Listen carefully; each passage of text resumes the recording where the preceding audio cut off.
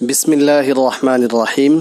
Corona পরিস্থিতিতে বাড়িতে বসে থাকা আমার প্রিয় সম্মানিত হেদায়েতুন্নাহু জামাতের ছাত্র ভাইয়েরা, তোমাদের দৃষ্টি আকর্ষণ করছি। আজকের পড়া হলো 14 নং পৃষ্ঠার আম্মাল আদলু থেকে। তো আমি প্রথমে একটু এবারত পড়ে নিচ্ছি, তোমরা সবাই খেয়াল করো। বিশুদ্ধ ভাষায় আরবি উসলুবে এবারত পড়া।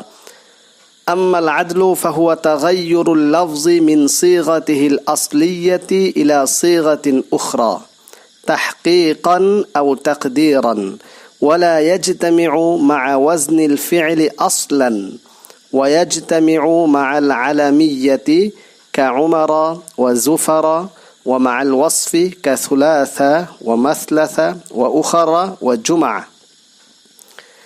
এবার তারকিবি দৃষ্টিকোণ থেকে অনুবাদ খেয়াল করো। আম্মাল আদলু, আর আদল হচ্ছে, অর্থাৎ মুসান্নিফ রাহিমাহুল্লাহ তাআলা আনহু বলেন, আল আসবাবুত তিসআ, 9টি সাবাব, এর প্রথম সাবাব হচ্ছে আদল। সেই হিসেবে আদলের সংজ্ঞা দিচ্ছেন।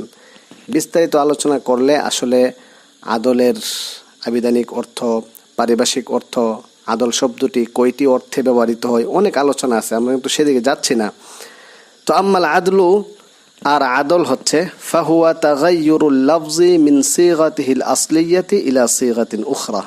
আদল বলা হয় শব্দের পরিবর্তন হওয়া, অর্থাৎ শব্দটা পরিবর্তিত হয়ে মিন সিগাতিহিল আসলিয়াতি, তার মূল রূপ থেকে, শব্দ তার মূল রূপ থেকে পরিবর্তিত হয়ে ইলা সিগাতিন উখরা, অন্য আরেকটি রূপে ধারণ করবে।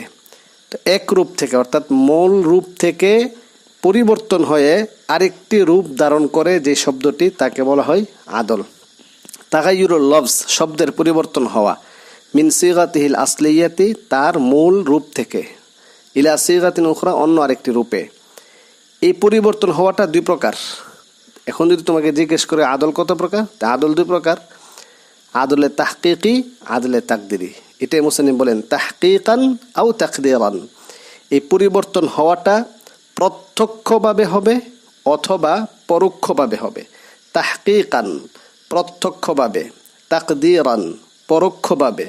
তাহকিকান, প্রকাশ্যে; তাকদিরান, অপ্রকাশ্যে।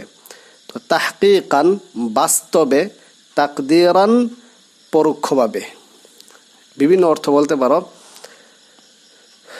ওয়ালা ইয়াজতামিউ মা ওয়াজনিল ফি'লি আসলান, তবে আদল কখনো উজনে ফেলের সাথে মিলিত হবে না।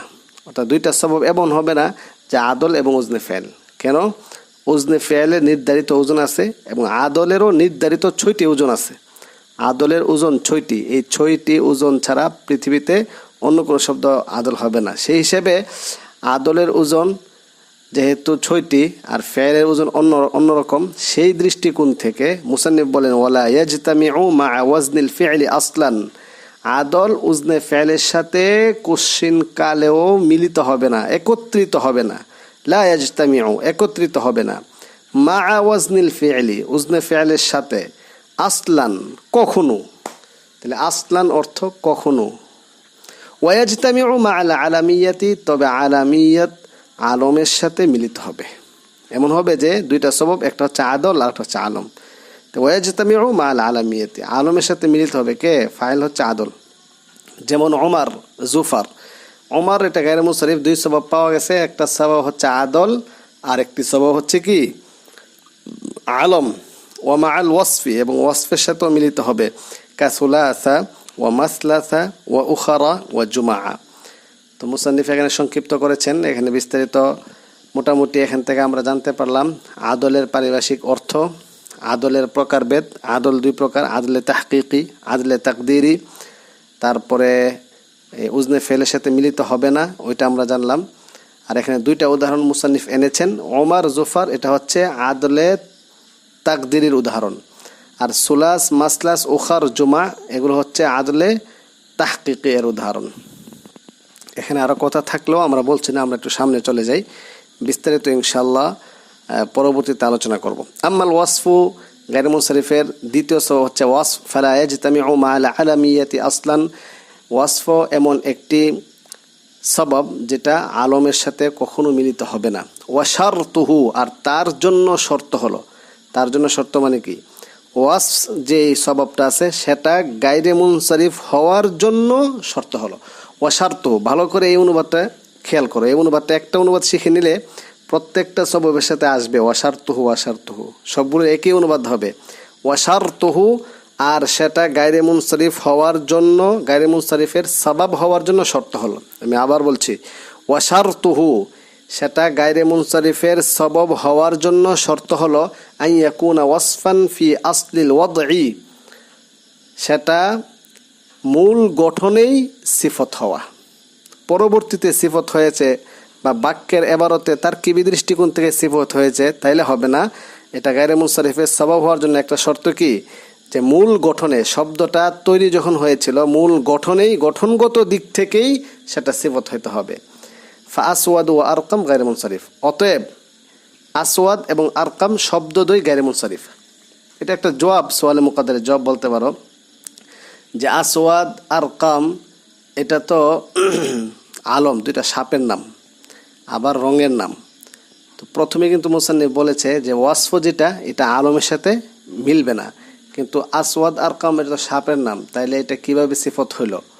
তো মুসান্নিফ বলতেছেন যে আসলে ফি আসলিল ওয়াদঈ, গঠনগত দিক থেকে শব্দটি সিফত হওয়ায় আলম হওয়াটা কোনো মুআসসির করতে পারে নাই, তাসির করতে পারে না। এই হিসাবে আসওয়াদ এবং আরকাম এটা কি গায়রে মুনসারিফ। ওয়া ইন সারা ইসমাইনি লিল হাইয়াতি, যদিও ইসিম দুটো সাপের নাম, সাপের নাম হওয়া সত্ত্বেও সেটা সিফত হয়ে, সিফত নামক সবব পেয়ে গায়রে মুনসারিফ হয়েছে। লি আসালাতিহিমা ফিল ওয়াসফিয়াতি, কেন? আসওয়াদ আরকাম যদিও দুইটা সাপের নাম, কিন্তু যেহেতু মূল গঠনগত দিক থেকে এটা সিফত। লি আসালাতিহিমা ফিল ওয়াসফিয়াতি, সিফত হওয়ার ক্ষেত্রে, ফিল ওয়াসফিয়াতি সিফত হওয়ার ক্ষেত্রে, সিফত হওয়ার ক্ষেত্রে আসওয়াদ আরকাম আসল, মূল গঠনগত দিক থেকে। এখানে একটি ভুল ছাত্ররা করে থাকে, অনেকে পড়ে লি ইসালাতিহিমা, আসলা ইউসিলু ইসালাতান ভাবে ইফআলের মাজদার বানায় ফেলে, এটা চরম আকার একটি ভুল, শব্দগত ভুল, এটা একটা মূর্খতা, মানুষ না জানার কারণে ইসালাতুন পড়ে। আমি তোমাদেরকে স্পষ্ট করে বলছি, সারা জীবন স্মরণ রাখবে, এই শব্দটি হবে আসালাতুন। আসালাতুন মানে মৌলিক, হ্যাঁ, সেই হিসাবে কি পড়বে? লি আসালাতিহিমা ফিল ওয়াসফিয়াতি। ওয়া আরবাউন ফি মারারতু বিনিসওয়াতিন আরবাইন, মারারতু বিনিসওয়াতিন আরবাইন যে জুমলাটি, যে বাক্যটি, এই বাক্যের মধ্যে আরবাউন শব্দটি মুনসারিফ, মুসান্নিফ বলেন মুনসারিফুন। ওয়া আরবাউন ফি মারারতু বিনিসওয়াতিন আরবাইন মুনসারিফুন, মারারতু বিনিসওয়াতিন আরবাইন বাক্যে আরবাউন শব্দটি মুনসারিফ। মা আন্নাহু সিফাতুন ওয়া ওয়াজনুল ফি'লি, অথচ দুই সবাব পাওয়া গেছে, একটা তো উজনে ফেল আরবা, এটা উজনে ফেল, আবার এটা সিফত হয়েছে, কেন? নিসওয়াতুন মৌসুফ আরবাইন তার কিবের মধ্যে কি হয়েছে? সিফত হয়েছে। তো সিফত একটি সবাব পাওয়া গেল, তারপরে আবার উজনে ফেল হইল, তারপরেও কেন সেটি মুনসারিফ? কারণ মুসান্নিফ বলতেছেন লিআদামিল আসালাতি ফিল ওয়াসফিয়াতি, সিফত হওয়ার ক্ষেত্রে গঠনগত দিক থেকে সিফত নয়, তার কিবি দৃষ্টিকোণ থেকে বাক্যে সিফত হিসাবে পতিত হয়েছে, কিন্তু এই শব্দের মূল গঠন তো চার সংখ্যা বোঝানোর জন্য